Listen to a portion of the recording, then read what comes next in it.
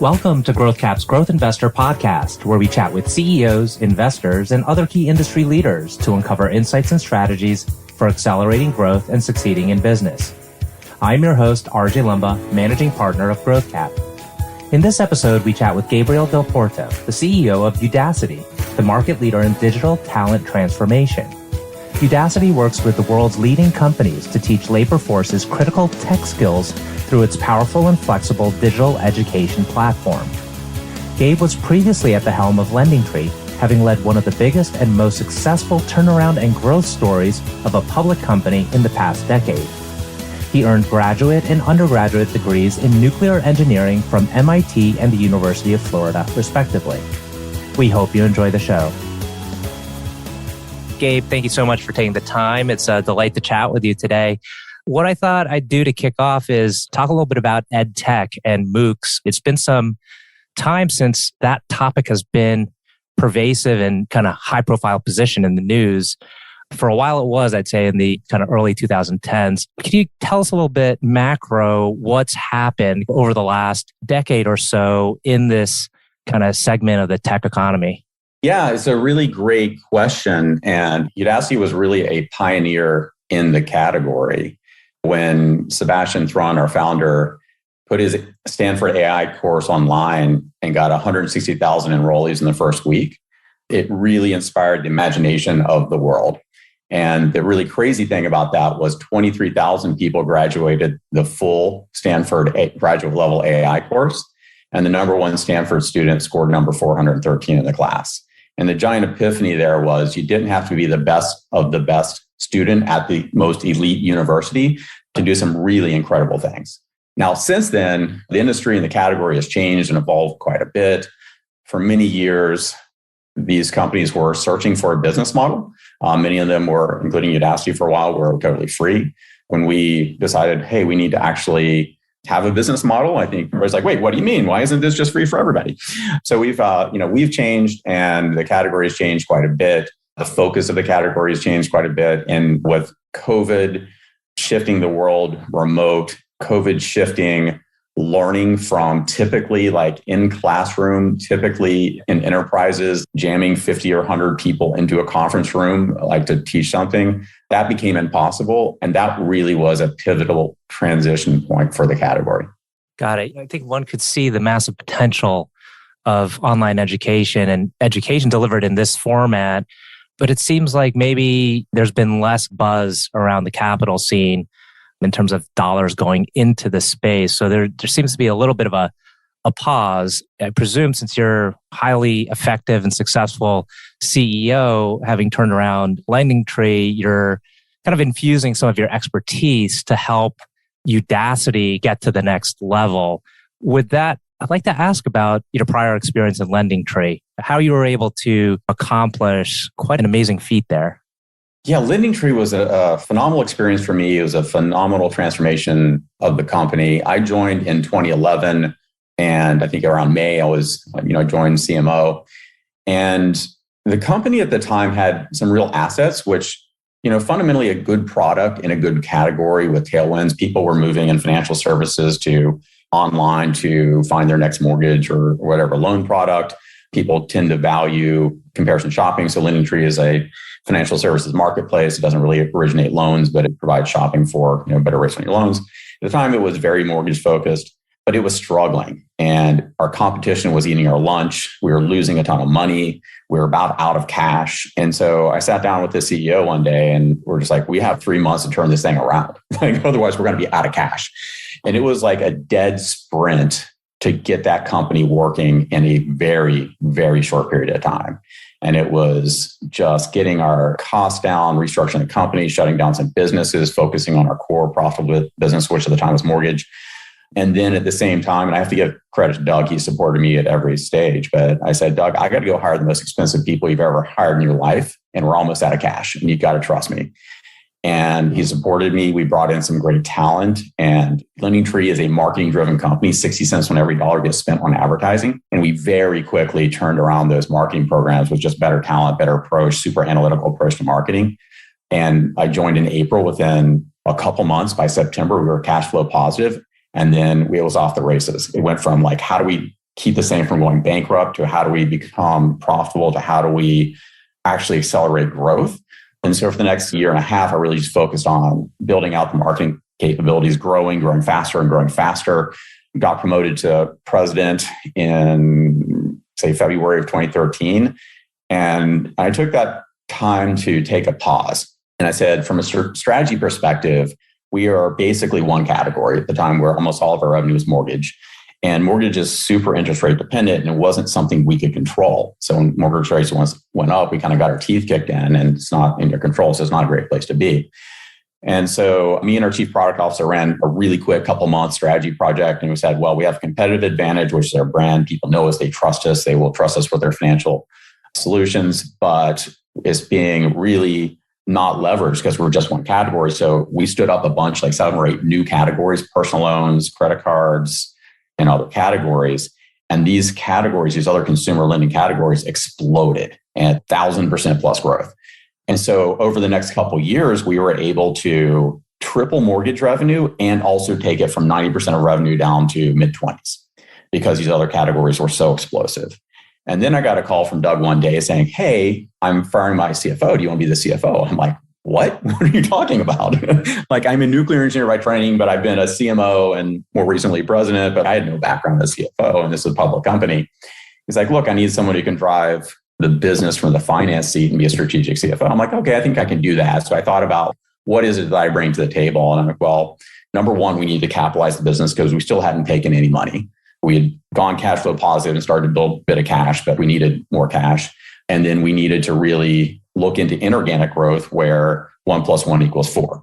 And so I used that opportunity to raise a bunch of equity capital, a bunch of debt capital. And then we went out and bought some companies.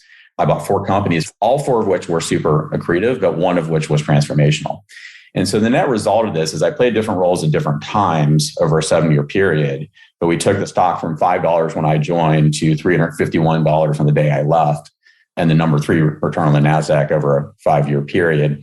It was, I would categorize as a 7-year dead sprint. There wasn't a single day where I came in and could take a breath, but it was one of the most rewarding career experiences of my life.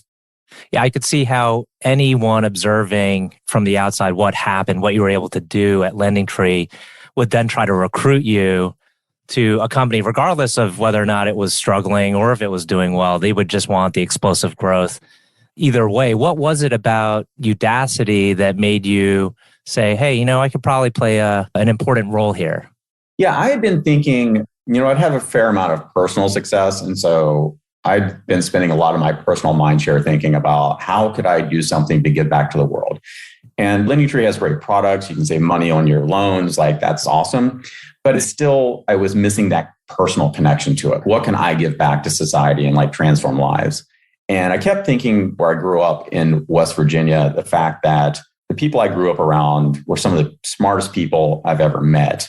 And even the ones that are, quote, successful there are making $25,000 a year. There's just no jobs there.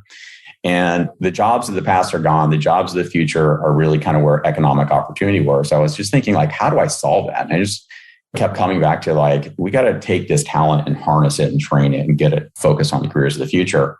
And then I met Sebastian, and he's like, yeah, but this isn't a West Virginia or Appalachia problem. This is a global problem. And if you actually take a broader lens, you have nations that are transforming at a breakneck pace. And if they don't invest in their populations, they are going to be left behind. You have enterprises, 80% of enterprises in the Global 2000 self-admit to having major skills gap, and they rank lack of talent as their number 1 business risk. Right. So this is a big, big global problem, and it's a big, big problem for enterprises. And it's for individuals, for enterprises, for nations. And there's just no solutions out there. When you think about the category of MOOCs, and we really don't think of ourselves as a MOOC anymore, what they're great at is providing really broad-based learning to a wide range of people, self-directed learning. And, on these platforms, you can learn everything from the basics of Excel skill to one of the most popular courses of one of our competitors, The Art of Happiness. It's super broad, and that's nice, but they'll take you from 0 to 0.5. And you're not going to come out of these programs with any transformational skills. what Udacity is really focused on is two things. First is having far superior a learning pedagogy or methodology, where we start with an employable job resume and you say, if you want to graduate from these programs, you should have actually done the job. So to graduate from our Android app developer program, you have to build an Android app, upload it to the Play Store, have one of our internal reviewers download it, do the line-by-line code reviews and make sure it works. To graduate from a self-driving car engineer course, you have to upload your code into Udacity's self-driving car. And using your code, it drives around a course, stops when red goes on green, doesn't hit stuff. You can get a job day one at Tesla with that, right? So we start with just a far superior idea of starting with the endpoint and building everything around it where you actually got to do the job to graduate from the program. And then the second thing is, over the last several years, we've really shifted from being a consumer-first business to an institutional-first business. So this is us working with large Global 2000 companies to really drive not learning as a benefit, not be a learning platform, but to create a new category, which is radical talent transformation. If you want to transform your company and to succeed at digital transformation and deploy $1 billion Microsoft Azure migration, you need to transform your talent, not provide some videos. And so, of course, our content is better, but also we provide the scaffolding around it. We help you assess your talent base. We help to, at an individual level, understand where they can get to and create those individualized learning paths. We do all the program management of recruiting, onboarding, sending through with live mentors and sessions and things like that to create this totally integrated and supported learning journey, and then make sure they get butts in seats afterwards. And then track it all the way to ROI. So we're not happy that someone took a program or graduated. We're happy when they can actually prove that they have transformed your company, and we can tie that back to your investment. Totally different thing than like a move category. Mm-hmm. So it seems like Fortune 500 company, they're having a tough time attracting the talent, maybe because the talent's just not there. The skill sets, people just don't have the specific skill sets. They want to put in place XYZ project, and they know it's going to take time, right? If they have to train the personnel to do this, what's that timeline look like? Is it, okay, this project, we want it done tomorrow, but feasibly it can't get done 2 years from now because first we have to train. Is that the case with many of these companies? Yeah, so a couple of data points, like number one, $1.8 trillion is going to be spent on digital transformation this year, and well over 50% of that will be totally wasted. And the reason isn't the technology, because the technology is there, but it's because of the lack of talent to deploy the technology. So that's the really big issue. We work with a major US bank. They had posted 160 data scientist positions, and after 6 months had hired 8. The talent just doesn't exist. And if you're trying to hire a data scientist or cybersecurity analyst right now, Lord help you, right? And you see this in the salaries. The salaries are exploding. If you're Facebook, you can pay the salaries, you're sexy, you can recruit these people. If you're like an old industrial or a financial services firm, they don't want to work for you. And so like, it's just not even possible to hire the skills. And so really what you need to think about is, how do I manufacture the skills? I've got 100,000 employees. How do I identify the people who actually have the grit and the talent to do this? And then how do I get them onto a structured program and then get them butts in seat and deploy my technology transformation? It takes, depending on how much protected time an employer will give one of their employees, anywhere from, say, 3 to 5 months to develop a full job skill, full job spec, which is what we call an nano degree. It's about 140 hours of work. And you're not going to do that all in 1 month, because like it's an awful lot to absorb in a month and people have other stuff to do. But if you give an employee 10 to 15 hours a week, 3, 4, 5 months, you actually come out of these programs job ready, get butt in seat and deploy your skills. Yeah, something interesting, the stat that I heard, this was years ago, but as these education companies were popping up that would retrain people into the tech field, I mean, sometimes the enrollment was a Yale grad, an Ivy League grad who had maybe majored in English or, some non-technical degree. And they said, okay, I can't make a living with this degree. I'm going to have to switch over into computer science in some way. When we look at the educational institutions across the US, across the globe, how could a Udacity work with these institutions to help ensure employment into the right trades that these companies need? So let me give you an example of where we link to employment at massive scale. So we're working with the government of Egypt. Egypt came to us back in, I say, 2017 and said, we're living in an old economy and we need to build a digital economy. And our university system doesn't know how to teach technology. Can you help us transform our society? And we said, that's awesome. Yes.